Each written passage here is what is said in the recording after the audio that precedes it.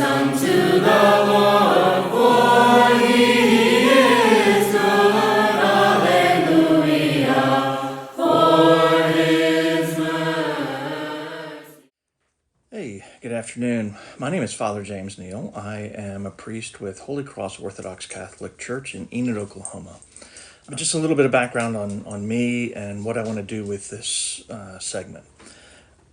I am a priest, as I said, in the Orthodox Catholic Church of America. We are an open and affirming Orthodox church. We are descended from the church in Antioch by way of India. I'll get into more of that in another segment because it's convoluted but interesting. But the important thing is that we are a open and affirming Orthodox jurisdiction. And that has a lot to do with what I want to talk about in this segment, and what I want to do in visiting with people via TikTok or via Facebook.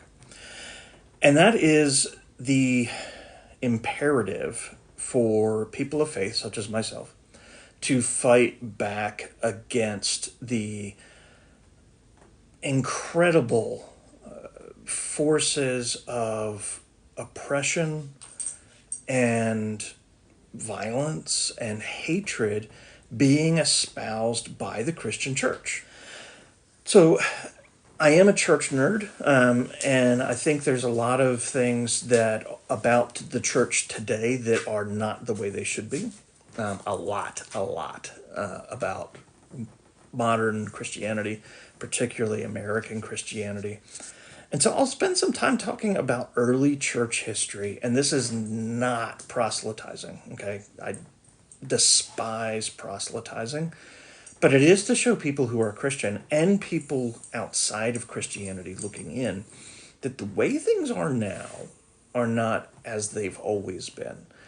In the early church, we had a fundamentally different understanding of who is a Christian.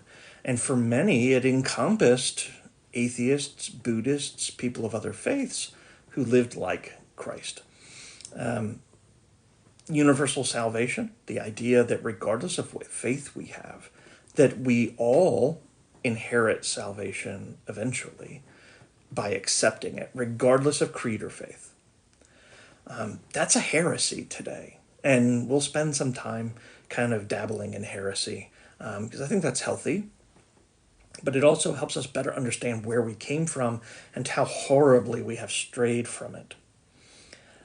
We'll dig into the common beliefs between Christianity as it should be and other faiths, Buddhists, Islam, Judaism, out of the, and I'll say just a snippet for something we'll dig into later. Out of the three Abrahamic faiths, Christianity, Judaism, and Islam, Islam is arguably closer to Christianity theologically than Judaism. That's not saying one is better than the other.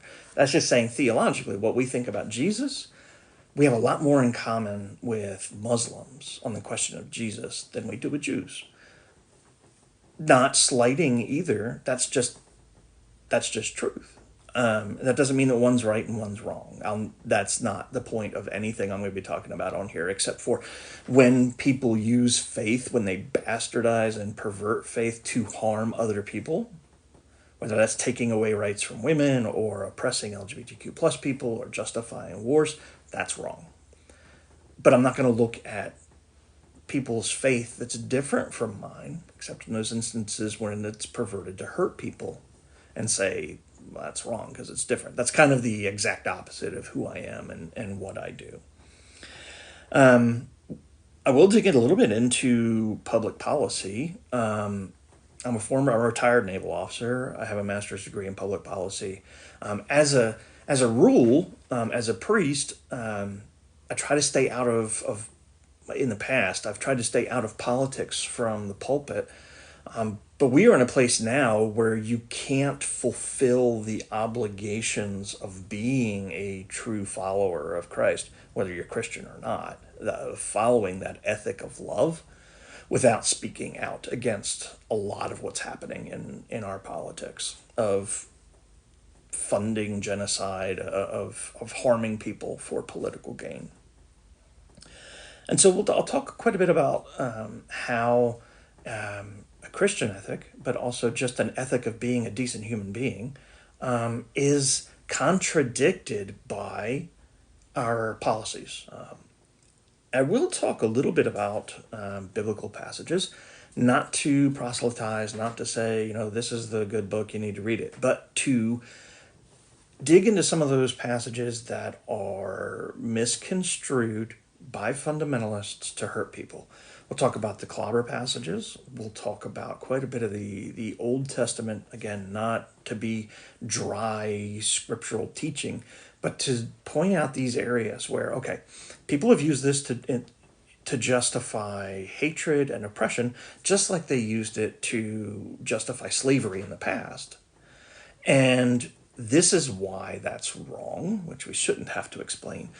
But so that when fundamentalists, when your very biblically conservative Christian Aunt Tilly shows up to Easter dinner and starts rattling off scripture about how it's evil to be gay, and the Jews are supposed to have Israel so that Jesus can come back, and all of these things, that you have some tools in your toolbox to be able to say, if you want to, like if you just really want to, pee in the gravy boat at Easter dinner, to be able to join that argument and say, no, that's not really what these things are saying. And even if you use the Bible as the one true word, which I don't, okay, and more on that later, that's not what the book says. And the Bible is a book. Let's not be, I said I'd dig into it later, but I'll make that quick distinction. The Bible is a book that was put together, that was gathered together by human beings, by men, that was edited by men, that was had huge sections pulled out. There was as much scripture not included in the Bible as there is scripture in the Bible. So it's a human product. It is a product of the church. The word from Christian theology is Christ. That's not always the book.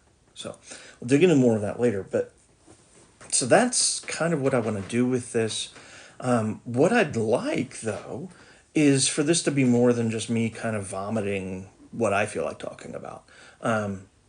What are topics that you would like to hear addressed? What are topics you have questions about? What are those areas where you see Christians and Christianity just going off the rails? Because I see it every day.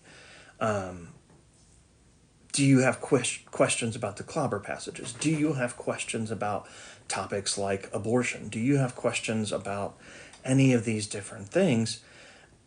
We can dig into those and share thoughts with the goal of eventually stimulating not just conversation, but action, of people knowing that they're not alone, people organizing, and people not trying to reinvent the wheel, but going out and putting our bodies and our words and our energy and our support into organizations, whether they be faith-based or not, that are fighting for justice, peace, love, all of those things that we as Christians are supposed to be fighting for, and all of those things that people of just an ethic of being a decent human being are fighting for. So I look forward to getting those thoughts from you. Message me or comment if you have things you'd like me to address. And if you ever want me to, if there's something you want prayers for, I will do that as well. That's not to push on anybody. And if you want me to pray for you, I don't care if you're a Buddhist, a Baptist, an atheist, a Catholic, an or whatever flavor of the spiritual spectrum you are. Makes no difference to me. If you want somebody who believes in people spiritually supporting each other, and you want me to use my spiritual framework to pray for you, I will do that. And if you need spiritual support, you want to talk to somebody, and you're an atheist, we can talk without ever mentioning the G word. If you're a Buddhist and you just need somebody to help, you just need somebody to listen, I will do that. If you're a Muslim and you need somebody to talk to and you don't mind that it's an Orthodox Catholic priest, I will do that. And it's never going to be about you should be Christian or, this is the one true faith. So I'm here. Send suggestions, send questions. Otherwise, I'll just kind of rattle on about the things that I want to talk about.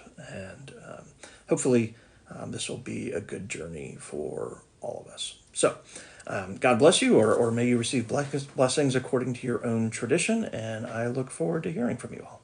Have a good day. Lord, Kyrie eleison, Kyrie eleison, hear us and have mercy. Kyrie eleison, Kyrie eleison, Kyrie eleison.